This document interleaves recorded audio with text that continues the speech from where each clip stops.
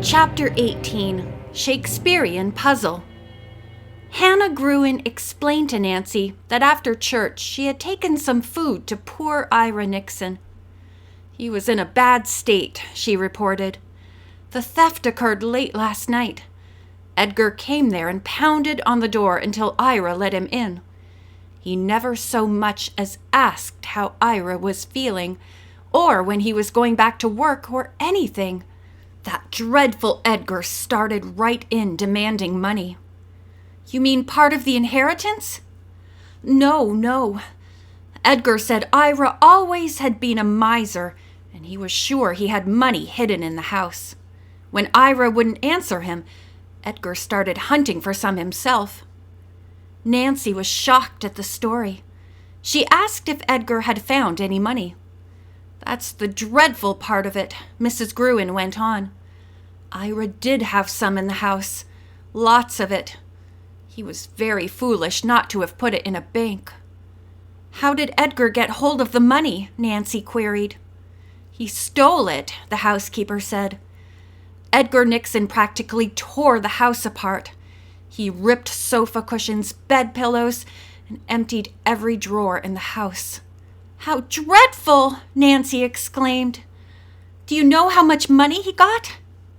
The answer stunned her. $1,000. Oh, no! Nancy cried out.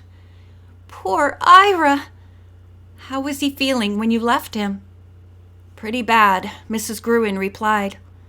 I warmed up the food I took him and made him eat some of it. This quieted him a bit, but I kept telling him he should notify the police. He refuses to and wouldn't let me.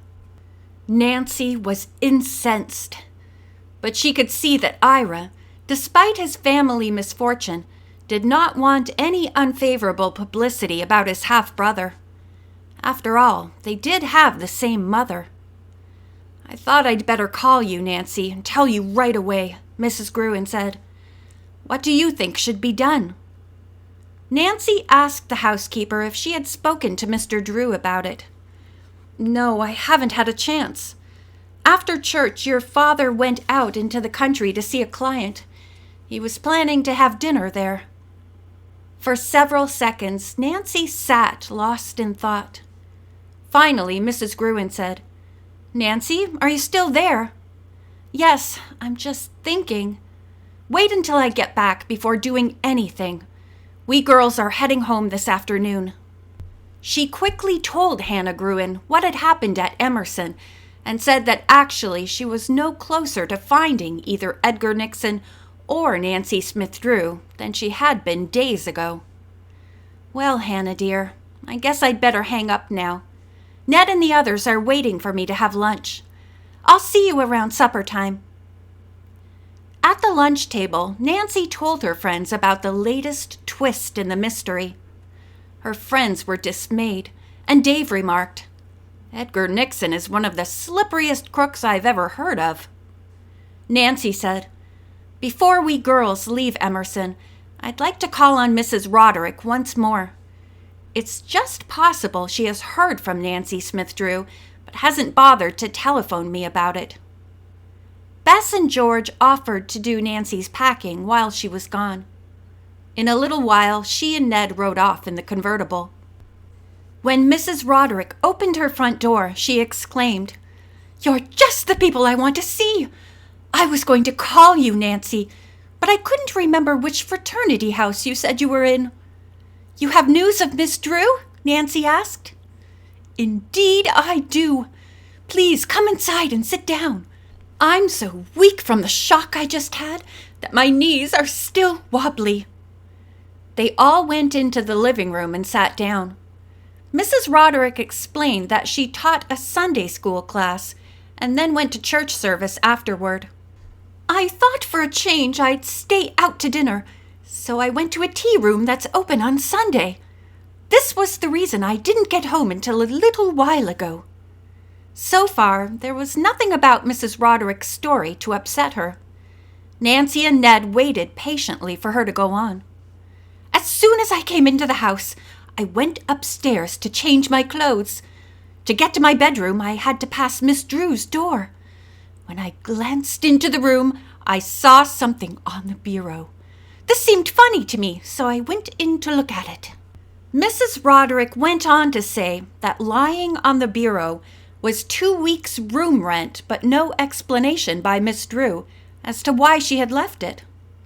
"I thought I'd better investigate to see if her clothes and jewelry and everything were gone." Sure enough, they were. There's no question but that she moved out. Nancy asked Mrs. Roderick if Miss Drew had left any kind of a message. "Oh, yes," the woman said, "but it didn't say anything personal. Wasn't even addressed to me. In fact, it really wasn't a note. Just a lot of words scribbled on a piece of paper." Neither Nancy nor Ned was sure this was the case, but hesitated to ask to see the note. "You know how eager we are to find Miss Drew," Nancy said. "If you have no idea where she's going, do you mind if I look around her room for a clue?"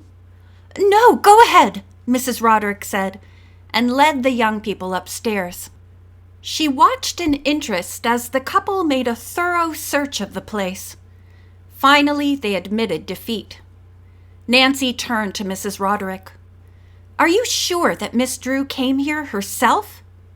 The woman looked startled. Then she answered slowly, "No, I'm not.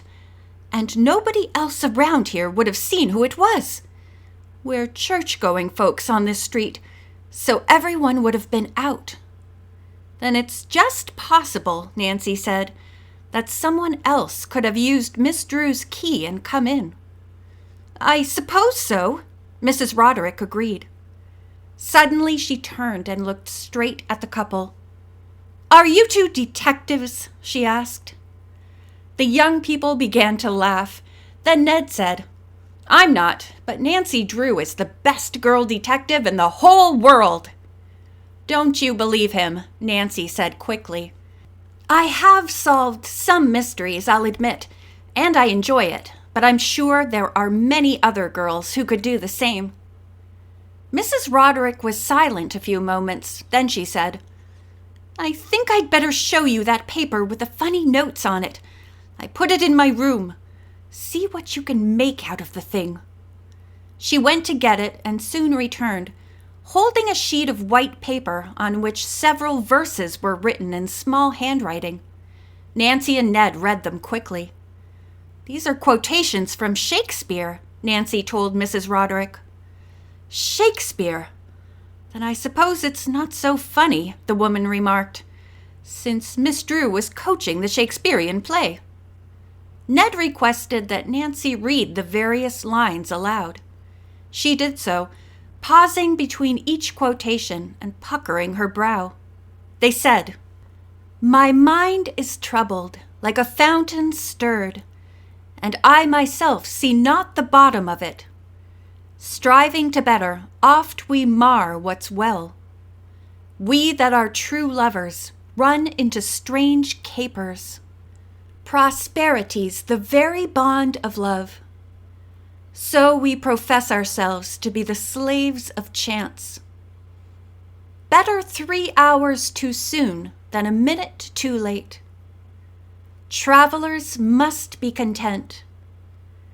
It is the stars above us, govern our conditions." When Nancy finished reading, Mrs. Roderick remarked, "If that was meant to be a message to me, I can't make head or tail of it." Ned admitted that he could not fathom the meaning of the conglomeration of quotes. Since Nancy had said nothing, he asked her, "Have you any idea what this means?" Nancy smiled. "Yes, I think I know." End of chapter 18.